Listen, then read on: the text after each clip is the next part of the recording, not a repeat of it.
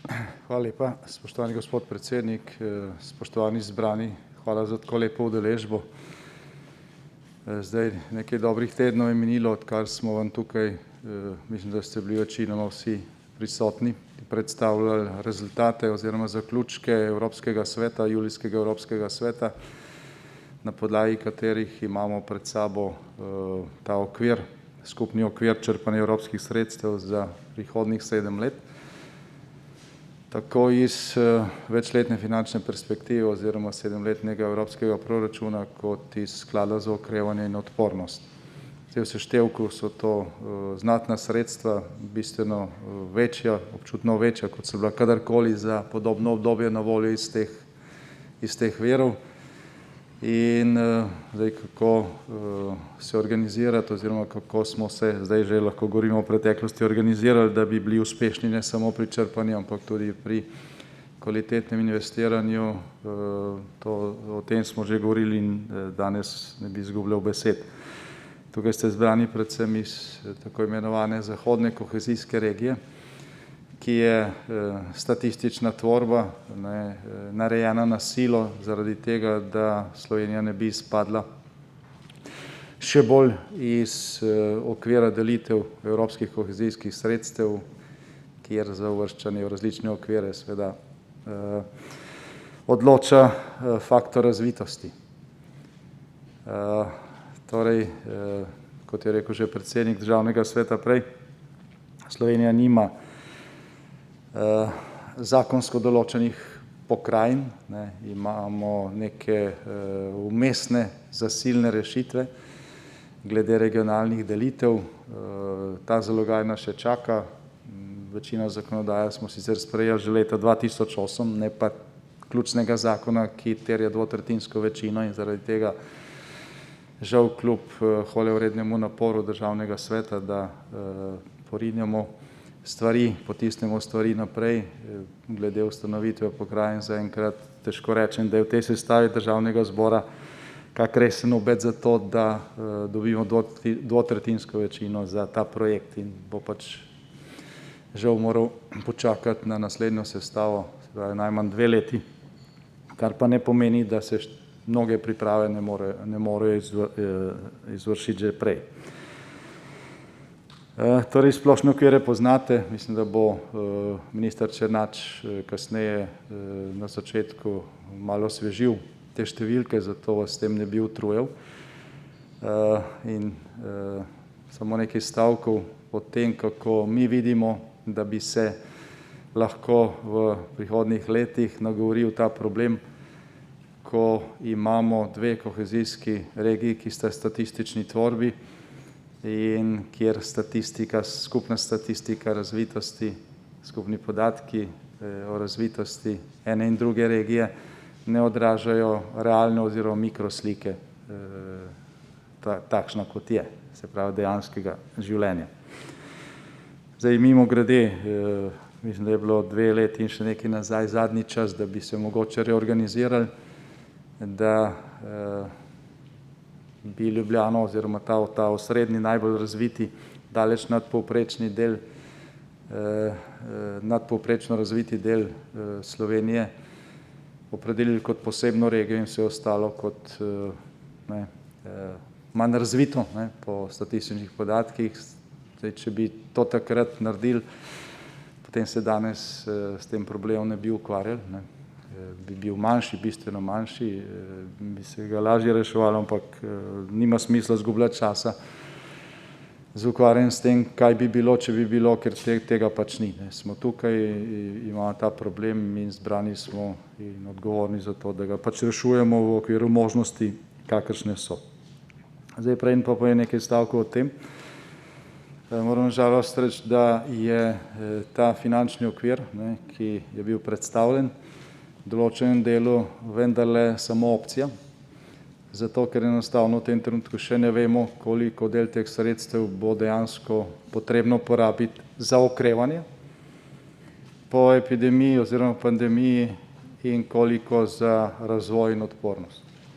To pa zaradi tega, ker smo očitno še vedno v nevarni coni v nekem drugem valu, kakorkoli ga imenujemo, ker imamo dnevno visoko število okužb, na srečo ne v enakem deležu tudi število zasedenih bolniških postelj in pač obolelih na intenzivni negi.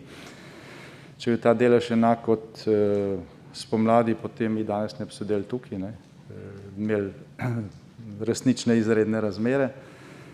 Zdaj očitno je pač zaradi tega, ker smo se nekaj naučili, ta prenos na najbolj ranljive počasnejši, slabši in zadeve zaenkrat še obvladujemo brez nekih hujših ukrepov, kot smo jih bili prisiljeni sprejemati spomladi v smislu zaustavljanja javnega življenja, dela gospodarske aktivnosti. Zdaj, kakšne so posledice, vidimo, če pogledamo napovedi o padcu GDP-ja za letos, ki je velik. Delno, malenkostno sicer pod evropskim povprečjem, sem še vedno velik in z rebalansom, ki ga bomo začeli obravnavati v Državnem zboru prihodnje leto, pač naslavljamo ta problem. Ne vemo pa natančno, zdaj, koliko časa bo ta problem še trajal. Zdaj, mogoče se spomnite mojih besed, ki sem jih maja in junija velikokrat ponovil v javnosti, ko sem dejal, da drugi val epidemije lahko preživimo brez večjih posledic in brez večjega zaustavljanja javnega življenja, samo če bomo imeli učinkovito zdravilo ali cepivo ali obvezno elektronsko aplikacijo, ki bo opozarjala na okužbe. Kot veste, cepiva in zdravila še nimamo. So zelo optimistične napovedi in držimo pesti vsak dan 24 ur na dan, da se bodo uresničile. Ampak v najboljšem primeru se je to zgodilo v začetku naslednjega leta, do takrat nas pa čaka še hladna sezona in to je trenutno velika skrb. Z elektronske aplikacije, ki bi nalagalo obveznost vsakemu, ki ima pozitiven test, da to označi in se pač giblje naokrog zgolj ob delujoči aplikaciji. Tega nimamo. Žal Evropa ni bila sposobna dogovoriti enotnega pristopa zaradi številnih tako imenovanih pravnih, formalnih okvirov o varovanju osebnih podatkov, kar je, bom rekel, velika smešnica, saj danes vsaka komercialna aplikacija od vas pobere več podatkov in jih združuje nekje v oblakih tam nad Ameriko, kot pa bi to veljalo za to aplikacijo, ampak ni se dalo dogovoriti. Zdaj, če bi imeli evropsko aplikacijo, potem tudi ne bi bilo nobenih problemov glede prehajanja meja, se bi lahko več ali manj normalno funkcioniralo. Zdaj, danes so popolnoma izven tega drugega vala v glavnem samo države, nekaj držav na svetu, ki je pač te aplikacije uvedlo. Vsi ostali pa zdaj vsak dan razmišljamo o tem, katere ukrepe sprejeti, zato da preprečimo širjenje virusa, ne da bi ob tem drastično vplivali na življenje in delo. In recimo kot vlada se moramo spet vsak dan pol časa ukvarjati s tem, namesto z drugimi problemi. Torej, na neki točki, če se je ta situacija nadaljevala, bo morala pamet vstopiti v pravniške sobane v Sloveniji in v Evropi in pač pretehtati, kaj je tisto, kaj je zdaj bolj važno, ali to, da se varuje neka, rekel, imaginarna zasebnost, ki je itak ni, ne v digitalnem svetu, ali pa zdravje in življenje ljudi. Tukaj smo tudi kot, rekel, skupnost, kot civilizacija malo zaspali, zamudili in smo pač pred problemom, zaradi katerega pa za en del teh sredstev, o katerih danes govorimo, ne vemo natančno, koliko bo velik za investiranje. Ampak zaenkrat smo optimisti izhajamo iz številk takšnih, kot so. Zdaj, če bi, ne daj Bog, drugi val dejansko terjal vsaj nekaj podobnih sanacijskih ekonomsko-finančnih ukrepov, kot so zdaj v tem paketu, potem bo to za Evropo težak zalogaj. Bo to za Evropo težak zalogaj in se bo poznalo marsikaj. Tako da vsi upamo, da se to ne bo zgodilo. Celotno evropsko okolje išče načine za spopad z virusom, ki ne bi toliko gospodarsko stali, kot so tisti spomladi. Zato tudi, če nobena država okrog nas, pa so mnoge v slabšem položaju, ko gre za število okužb, ni razglasila epidemije in vsak ukrep se pač dodatno tehta.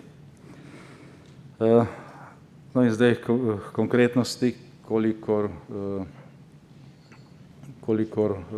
bo v tem mojem delu tega, bolj natančno bodo moji kolegi, ministri in ostali sodelavci kasneje predstavili številke. Ampak zdaj ključen pristop vlade, ključen dogovoren pristop vlade za to, da izenačimo položaj manj razvitih občin ali pa delov v Sloveniji, ko gre za črpanje evropskih sredstev, ne glede na to, ali so v vzhodni ali zahodni kohezijski regiji, je to, da bomo iz nacionalnih ovojnic prispevali tisti delež, ki je potreben za to, da se sredstva počrpajo. Kot veste, je ta delež v vzhodni kohezijski regiji 85% in za zahodno kohezijsko regijo bomo iz nacionalnih ovojnic prispevali toliko sredstev, da bo tudi v zahodni regiji to 85%. Se pravi, boste tukaj v splošnem pristopu izenačeni in tudi tehnično se bomo tako organizirali, da to ne bo terjalo nekega dodatnega časa ali pa kakšne bistveno dodatne birokracije. Zdaj, kar se tiče obsega sredstev, je ta problem, hvala Bogu, bistveno manjši, kot je bil recimo februarja ali pa kot je še bil tretji dan 4-dnevnega zasedanja Evropskega sveta. Takrat smo bili še tam na 160 milijonih kohezije za zahodno regijo, potem smo to uspeli spraviti čez pol milijarde, s to dodatno nacionalno ovojnico 350 milijonov, tako da je z tega vidika se nekoliko lažje diha. Zdaj drugi tak vir, poleg nacionalnih sredstev, na podlagi katerega bomo izenačili ta pristop v smislu pravičnosti do enako razvitih delov v celi državi, ne glede na to, ali so v vzhodni ali pa zahodni kohezijski regiji, je pač sklad za okrevanje in odpornost. S tem, da opozarjam na to, da je pretežni del sredstev iz tega sklada front-loading, se pravi, bo na voljo v prvih letih, kar pomeni, da je zelo pomembno, da so programi zasnovani, kolikor je mogoče pripravljeni, ker sicer tega vira ne bo možno uporabiti. Zdaj verjamem, da veliko tega imate, dlje ste z pripravami, lažje bo tukaj. Zdaj, kot smo napovedali že na našem sestanku, ko ste bili tukaj, ali pa ko so bili tukaj župani vseh slovenskih občin, se je vlada dodatno organizirala, takrat je to napoved, zdaj je to dejstvo. Ustanovljeni sta dve posebni delovni skupini, ki dnevno in tedensko spremljata potek. Odpravljamo ovire, po vsaki seji vlade je še posebna seja te prve delovne skupine, ki jo jaz vodim, in moram reči, da smo na teh prvih sestankih detektirali ogromno ovir, ki so tukaj, ki jih je treba odpraviti in ki se odpravljajo. Zdaj, del tega je tudi znotraj tega paketa strateškega sveta za debirokratizacijo, ki je bil predstavljen, tako da z tega vidika bomo to pot čistili. Zdaj, z vaše strani je predvsem potrebno sodelovanje tam, kjer več občin sodeluje skupaj pri projektih, tam, kjer si treba pač regionalno ali pa subregionalno povezati, s tem kakih velikih težav doslej ni bilo, razen parih izjem. Tisto, kar je pa ključno, no, in po moje najpomembnejše, o tem sem govoril tudi v Državnem svetu 2 dni nazaj, je pa sprememba miselnosti. No. Mi želimo oziroma delamo na tem, da vsi, ki se na nacionalni ravni ukvarjajo z investiranjem evropskih sredstev, sodelujejo kot vaši pomočniki. Ne kot nekdo, ki išče napake, ne, in misli, da je uspešen, če bo našel napako, ampak kot nekdo, ki pomaga pri temu, da so programi pripravljeni v skladu s pravili in ki v primeru, če najde napako, dvigne telefon, vas pokliče in pove, kako je treba stvar rešiti, brez nekih dolgih dopisov pa pošiljanja pisem po opozoril in ostalo. Cel sistem črpanja evropskih sredstev smo že v tistem prvem mandatu, ko smo bili prvič del 7-letnega finančnega okvira, zastavili v to smer, ne, žal je bilo vmes veliko nihanj.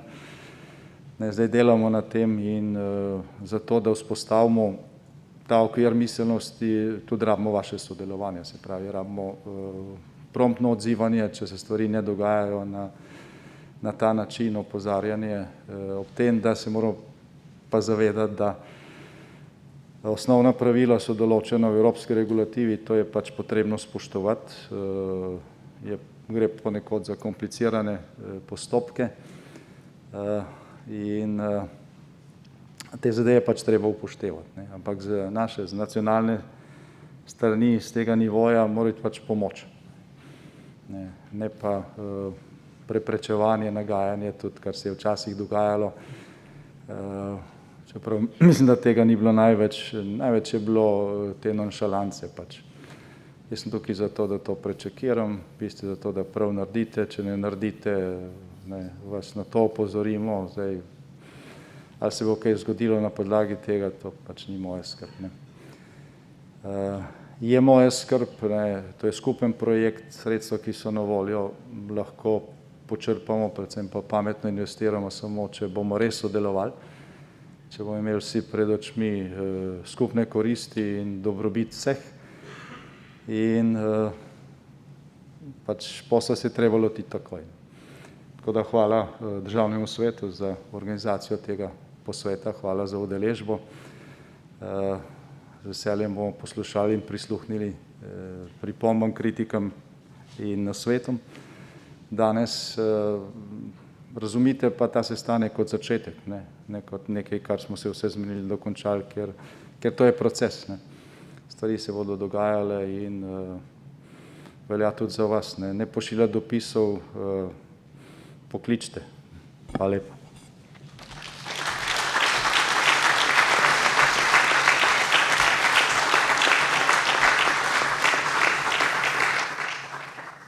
Zahvaljujem se predsedniku Vlade Republike Slovenije za njegovo predstavitev.